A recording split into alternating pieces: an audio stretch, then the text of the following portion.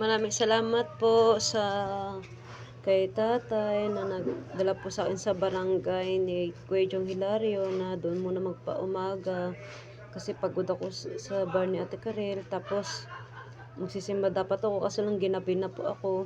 At salamat po kay Father yung sa St. John Bosco Parish na nagbigay po ng libreng pagkain at saka libreng pera kahit hindi naman po ako nanghingi sa kanya. Kusap po niya akong binigyan kasi ang dami ko pong dala. Akala ni Father lumayas na po ako.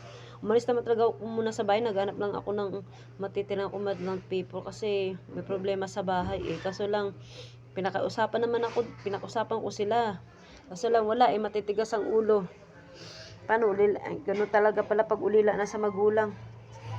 Kahit bata pa naman ako, hindi naman nila ako sinusunod eh. Gusto nila sila lagi nasusunod.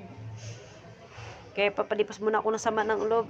Wala to, alam ko naman pagsubok to ni Lord kung hanggang kailan ko kakayanin. Gusto ko rin magpasalamat doon sa sa vlogger na nag-grab din siya single motor. Nakita kasi niya ako na nag-aabang na kainit-init.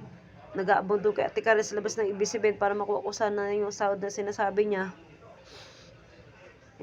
Tama-tama, nakita niya ako doon nag-aabang. Siguro, kinabahan yung bigla kasi sobrang init nga. Para hindi nga naman ako magutom.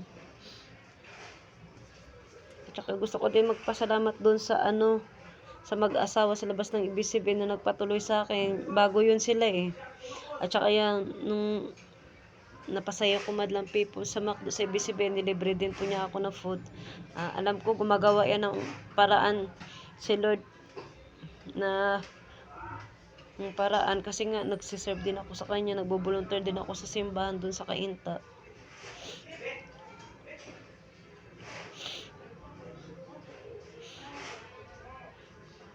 Ang madlang people, ilang araw ko nang iniyak kaya sa bahay, di ko napakita sa bahay. Ang aking lang sana, kung may sahod talaga ako patunayan ni Ate Karel, hindi yung paasahin niya yung tao. Diba? Gawin niya, hindi na yung puro salita. Alam mo, madlang people, di ko hindi mainggit sa makasamahan ko sa bar niya eh. Na tuwing may sahod sila, binibigay niya mismo, pero ba't sa akin? Kaibigan ko pa, siya nga nagpasok sa akin dyan sa bar niya eh. Tsaka yung pumayag din siyang magtaga-guide niya ako. Magaling na siya mag-utos dun sa bar niya, sa manager na i-guide ko siya. Sinusunod ko naman. At ganun? May mga ganun pala talaga ang artista no, tsaka tao. Paasahin ka sa wala.